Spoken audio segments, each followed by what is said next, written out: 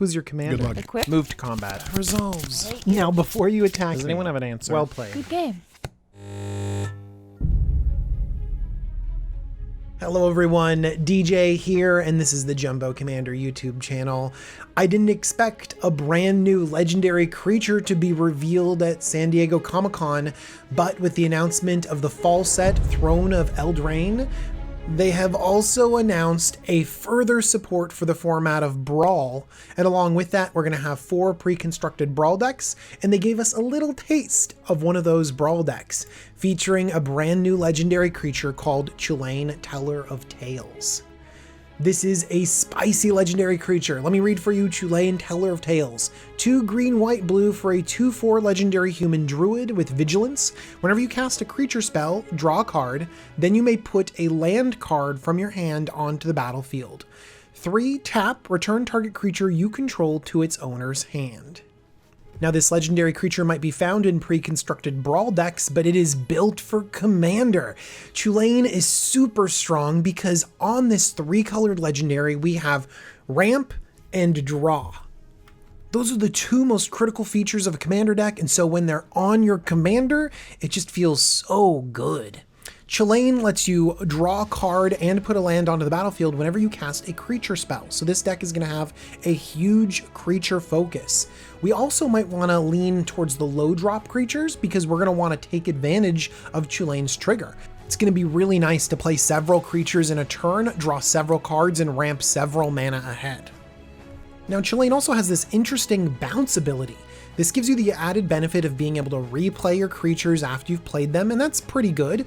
We're going to examine exactly when we return creatures to our hands and how we can abuse that as well. And abuse is a pretty reasonable thing to mention with Chulane because he is super powerful. We have so many combo potentials in this deck, so I'm going to cover a bunch of them at the end of the video, and you can see if you want to include any of them in your version. Let's carefully examine the ramp and card draw found on Chulane because it's quite interesting. First thing to notice is that Chulane is a cast trigger, so it's not an enter the battlefield, it's not blinking or flickering or returning things from the graveyard, it's all about casting those creatures. And I think that's good, it makes it distinct from some of the other Bant creature strategies. It has me thinking of Karametra, God of Harvests. 3 green white for a 6/7 legendary enchantment creature god that's indestructible. It's not a creature unless you have 7 green or white pips, but whenever you cast a creature spell, you may search your library for a forest or plains card, put it on the battlefield tapped, then shuffle your library. Now this is so similar to Chulane, it's another cast trigger, it ramps you, this one can search your library, which is very, very cool. And I can feel these 2 working really well together to really ramp us and use creatures to do it. Speaking of creature ramp, we can use a different kind of creature ramp in this deck. Creatures that put lands into our hands aren't as bad as they normally are. Nissa Vastwood Seer puts a forest into your hand, that's usually like, fine, I'd rather it be onto the battlefield. By the way, you're going to want to keep it straight in your head that these are cast triggers, so Nissa Vastwood Seer has not entered the battlefield yet, so you're going to get your Chulane triggers where you draw a card and put a land onto the battlefield before you have a chance to search for that forest that Nissa lets you. Okay, moving on. Yavimaya Elder is usually a card that I've been really down on, but now that you can just draw 2 lands with it, I feel like we want lands in our hands to be able to play off of this Chulane trigger. And of course we can fill this deck with the normal mana dorks, the normal get lands onto the battlefield cards, but other effects that produce a lot of mana could be good as well. Somberwald Sage and Shaman of Forgotten Ways, both of these can produce a ton of mana used only to cast creature spells, and creature spells are the things that we're going to be casting, so ramping up to those big mana costs could be good for this deck. Eriksmithy's Sombering Isle is also a creature on the stack that then ramps you. It seems to be perfect in this deck. I kind of said that every type of creature-based ramp is good in this deck. And it is, honestly, it's just really any creature just goes so well with this, and you can pick and choose which ones you want to include in this deck. All right, let's supplement the card draw that's already found on our commander with a card like Beast Whisperer. This is another cast trigger, and you get to draw those cards. Similarly, Primordial Sage is good, but at 6 CMC, it comes down after you want to be casting all your creatures, so Beast Whisperer is the strong choice. I also recommend the card advantage that comes with Vizier of the Menagerie. This lets you cast creature cards off the top of your library. It's so good, especially in a creature-heavy deck. And then we have another cast trigger with Zendikar Resurgent. Sure, it gives you tons of extra mana, but when you cast a creature spell, draw a card. Just imagine how many of the cards you'll be drawing every time you cast a creature spell and putting lands into play. Oh, it's so good. And what kind of creatures can you cast to draw more cards? Well, it's the cards that draw you cards. Fibblethip the Lost and Coiling Oracle. They draw you cards. No, I'd rather have some cards that draw you specific cards. Let's talk about favorites of mine, Ranger of Eos and Ranger Captain of Eos. I have sung the praises of these two before because they search up 1-drops, and there's a surprisingly powerful suite of 1-drops that we can include. And in this deck, when a 1-drop lets you also draw a card and put a land on the battlefield, that is phenomenal. Let's think about a few 1-drops. We have all the mana dorks. The best of them has to be Noble Hierarch, hitting every single mana and giving us Exalted. We even have beaters, like in the form of Serra Ascendant, being a huge threat early on in the game. We have removal in the form of cards like Caustic Caterpillar, answering those threats. But most importantly, we have protection. Sylvan Safekeeper, Siren Storm Tamer, and Mother of Runes. All of these can protect our commander, and they can draw us those cards. So right now, I'm imagining a deck full of card draw, full of efficient creatures that we're just waiting to deploy onto the battlefield to just explode and draw even more cards and put even more lands onto the battlefield. But is that it? Are we going to be attacking with 1 CMC creatures with Fibblethip to close out the game? I think we could, but it might be better to diversify into some more powerful creatures. How about a card like God Eternal Ketra? This is a beater on its own, but whenever you cast a creature spell, create a 4/4 black zombie warrior creature token with vigilance. Another cast trigger, but this one lets you go even wider. We already plan on including a bunch of hyper efficient creatures, and so they just pair so well with God Eternal Ketra. We can go for a few more effects like this, but God Eternal Ketra is the best. Fable of Wolf and Owl. By the way, so on flavor that we have a storyteller telling the fable of Wolf and Owl, so that just might need to go in this deck. But whenever you play a green spell, you can make a wolf, and whenever you play a blue spell, you make a bird.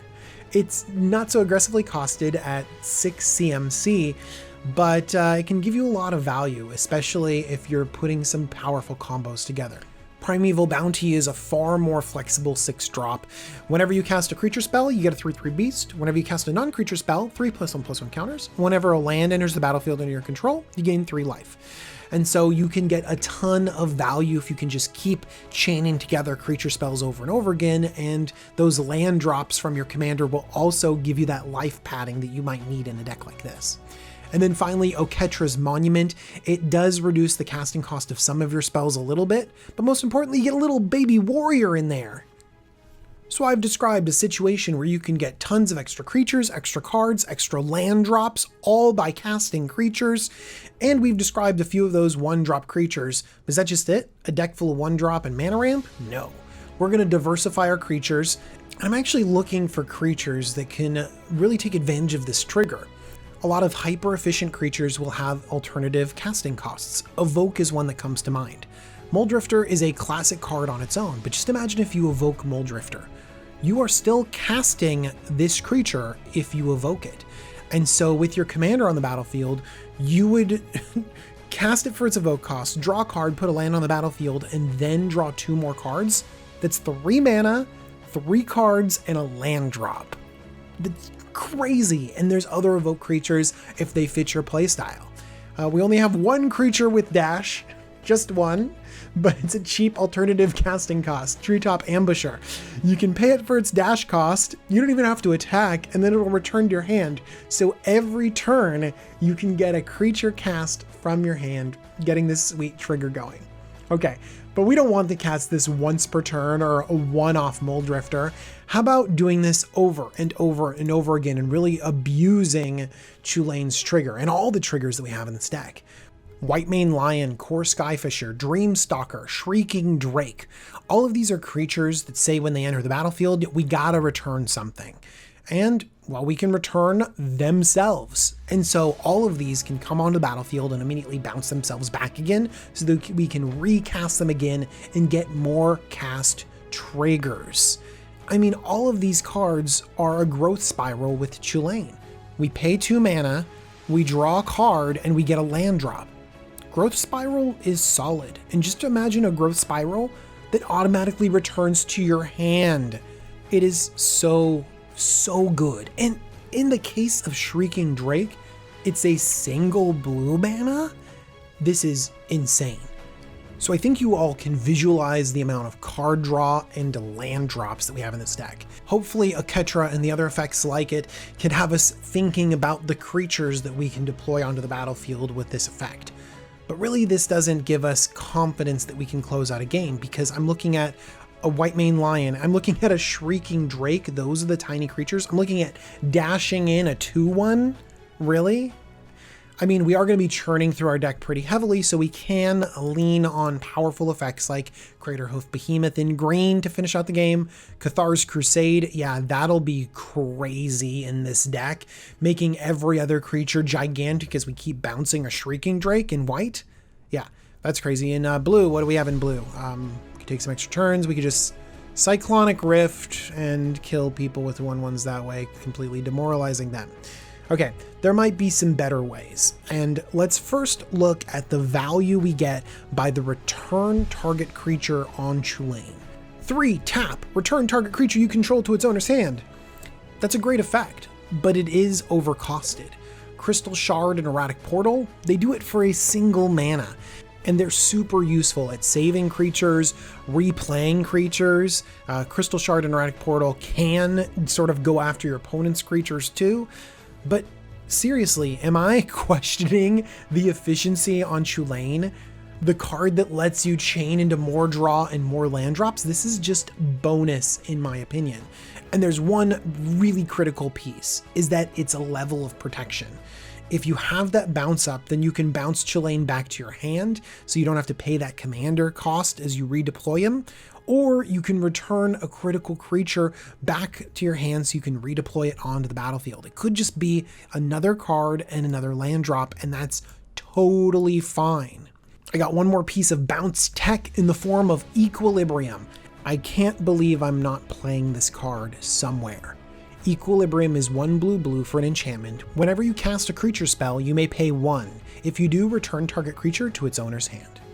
So just a reminder, your creature is not on the battlefield yet, so you can't bounce the same creature you're casting, but you can bounce other creatures on your battlefield. You can go after your opponent's creatures for a single mana, and we have tons of 1-drops in this deck, so suddenly you have 2 mana, deploy my creature, bounce your thing.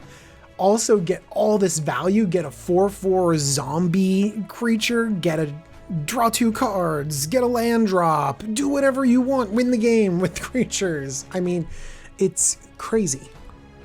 We got a few more tricks that we can do with Chulane's bounce effect or other bounce effects. We can stack the triggers with Fiend Hunter and Mangara and Corindor. When Fiend Hunter enters the battlefield, it'll tell us, hey, exile another creature. We're going to leave that on the stack and bounce Fiend Hunter back to our hand. As soon as Fiend Hunter leaves, then it says, whoa, return that creature. So it'll return the non-existent creature, and then the trigger that says exile a creature will resolve exiling that creature forever. So for 1 white, tapping your commander and playing 3 generic mana, we can exile target creature. Good stuff. Mangara of Corindor is very similar. There are little slight differences in templating that make this really abusable. So it all has to do with the colon on Mangara of Corindor. So see how it goes tap colon? So tapping is the cost of the activated ability. And once you pay the cost, yeah, it's going. It's going to happen. So the trick is you can tap it, and then with that exile Mangara of Corindor and the other permanent on the stack, you bounce Mangara back to your hand. And it doesn't matter that it's gone. The game is like, all right, I'm gonna try to fulfill as much of this thing that I have to do as possible, and it'll exile that other permanent. This is actually solid even if you don't pull off the trick, because Mengar of Corondor is removal on a creature, and you want all of your stuff to be on creatures because you get value when you play creatures in this deck. So that's a solid inclusion. You can also bounce cards that give you value when they leave the battlefield. Toothy will draw you cards when it leaves. Revelark will return things when you leave. Also, you're gonna have some small creatures, so Revelark getting some of them back could be really good. Although I really wish they'd go back to your hand. It's a positive that they go onto the battlefield in Revelark, but I'm like, no, let me cast them again. But that doesn't matter. But do you know what the crazy thing is? This deck has so much built-in value that you could literally just pay 3 mana and return your stupid mana dork to your hand. You know what else? If you've built your deck around returning things to your hand, you might be fine with just returning things to your hand. You have built your deck to take advantage of your own board wipes. Think of a card like Flood of Tears. You're gonna have tons of permanents out of the battlefield. You have 1-drops, okay? And then you redeploy your commander or one of these big enchantments, and then suddenly you can reload with all those extra land drops you had when Chulane was really working, and then you get even more, and you draw even more cards, and you redeploy faster than your opponents. And that's what this deck is all about, is the interlocking synergies with how all of them play. And speaking of synergies, let's cover a few very synergistic mechanics that could be present in this deck. Look, our commander lets us put lands onto the battlefield, so landfall is gonna be a thing. Lotus Cobra can just give us more mana, and we can cast more creatures to then have more land drops and create more mana. Tireless Tracker can give us more cards. I don't know if we need more cards, but we're gonna get more cards. Amiria Angel and other effects could give us dudes, and then something that we might need to, I don't know, eventually win the game after we get all this value. But speaking of landfall value, let's look at Secure Tribe Elder and Amiria Shepherd. Amiria Shepherd has one of the most powerful landfall abilities in the game. Whenever a land enters the battlefield, then you can return target non-land permanent card from your graveyard to your hand. That is great for rebuying all of your creatures and re-triggering all these great effects. But by the way, if it's a plains, you can bring it right back onto the battlefield. So if a Secure Tribe Elder fetches up a plains, then you can just bring it right back again with Amiria Shepherd and then do it again. So basically this combination lets you pull every plains out of your deck. It's pretty fun. Here, if you're going with the landfall synergy or not, it is going to be really good to have lands in your hand because you have a commander that lets you deploy them. So things like bounce lands are going to be a little bit better in this deck than other decks. Usually it's a pretty big tempo loss to be able to play a land and then return one to your hand, but when you have extra land drops, you want extra lands to drop down. Also, if you have landfall synergies, you always want to have your land drop. So a card like Trade Routes that'll return a land to your hand and give you extra landfall can be pretty good. But I prefer Moloku the Clouded Mirror and all the other moon folk. This could be the moon folk general. Okay, you can pay 1 and return a land you control to your hand to create a 1/1 blue illusion creature token with flying. Okay, usually returning lands to your hand is such a big tempo loss, it's awful. Some of these cards are so bad, but when you have so many land drops, if you can predict the land drops, then returning some lands to your hand is just going to be solid. But you don't need to return lands to your hand if you know you're going to draw a land off of that creature cast. How about Abundance? Whenever you draw a card, you can choose land or non-land, and then you get that. So when you cast a creature, you can say with Abundance, hey, you know that card that Chulane lets me draw? I'm going to make sure that's a land, and then I'm going to put that land on the battlefield with my kick-ass general. By the way, we're in the combo section, so let's just throw a little combo out there for you. Abundance and Sylvan Library is legit. Here's why. Abundance is a replacement effect, and so it replaces everything having to do with draw. So Sylvan Library basically says, okay, you can draw 3 cards, and then it has all this other text about paying life. No. Abundance basically says, we replace all of those other steps. So instead, you can just draw 3 lands, draw a land and 2 non-lands, just replace all that junk about paying life on Sylvan Library with pure card draw. So you put this 2-card combo together and it's draw 3 cards every turn with no drawback, just advantage. But actually there's another combo that has me wanting to mess around with lands, and that's the Nightfall Combo. It's Retreat to Coral Helm and Knight of the Reliquary. Knight of the Reliquary is super powerful. You sacrifice to forest or plains, but then you can get any land and put it onto the battlefield. Knight has been strong enough in more competitive formats and is really, really good in Commander. Combined with Retreat to Coral Helm, whenever a land enters the battlefield, you can choose to tap or untap target creature. I choose to untap Knight of the Reliquary and do it again. This lets you churn through your deck and just start replacing lands all over the place. Just imagine if you have one more piece of landfall shenaniganery. Or I don't know, like a 2020 Knight is pretty good on turn 4, swinging in and smashing people. Oh, that sounds so good. This is one of the more fair combos, and Knight of the Reliquary is honestly just a great value card, getting exactly the lands that you need. Next we have Intruder Alarm, truly broken enchantment. 2 and a blue, creatures don't untap during their controller's untap phases. Whenever any creature comes into play, untap all creatures. So this can be abused by your opponents. If you've got a Cranko opponent out there, then this is your own demise. But Intruder Alarm could be really good, especially if you have a bunch of mana dorks producing mana. You have Chulane, which lets you return creatures to your hand. You can then replay them and then it'll untap everything, including your Chulane, including all your mana. Now this is just a quick way to draw your entire deck. But do you know what? Paying mana for your creatures is overrated. ELDRAINE. Oh, powerful ELDRAINE. 2 green for an enchantment. Any player, again, any player, you're playing with fire here. But any player may play creature cards with converted mana cost 3 or less without paying their mana cost and as though they had flash. So fun. This enchantment is crazy fun. But if you could imagine a card like Whitemane Lion that we mentioned earlier, you just play the Whitemane Lion for free, bounce the Whitemane Lion back to your hand. You've paid no mana and you've gotten a creature entering the battlefield and leaving. You're casting it, right? Except we've built a deck to abuse casting creatures. We can just keep drawing our entire deck, putting land drops onto the battlefield, creating tokens, doing broken stuff. If we don't have a bouncy creature, we can also include Cloudstone Curio, which lets us chain 2 creatures together, just bouncing each other back and forth and back and forth. Do you know what else is pretty great? ELDRAINE with your commander could just win the game out of nowhere anyways.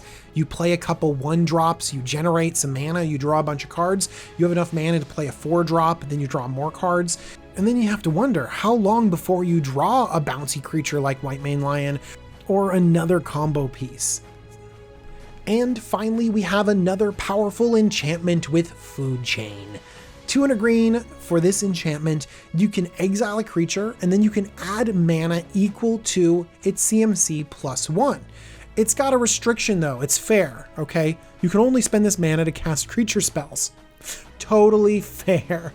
This combos very well with creatures that can be cast from exile, Mist Hollow Griffin and Eternal Scourge. So let's use the Scourge. Sacrifice it, generate 4 mana, cast it from exile for 3, we got 1 left over. Sacrifice it again, get 4 mana, now we're up to 5. Cast it again for 3, we've got 2 extra mana. Notice, we get 1 extra mana every time we do this. We do this a bajillion million times. Actually, we don't even need to do that.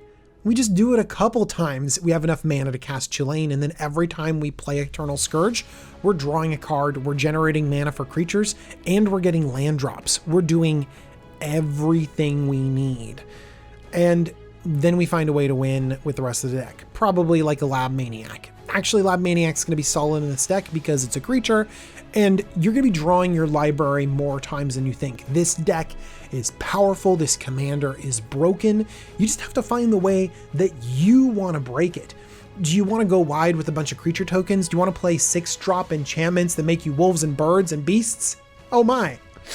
Or do you want to go landfall and really embrace all those lands? You can even go Nightfall Combo to get a huge Knight of the Reliquary and get all the specialized lands you need and take advantage of the land drops on your commander. Or you can lean into one of these combos. Heck, let's ELDRAINE people to death.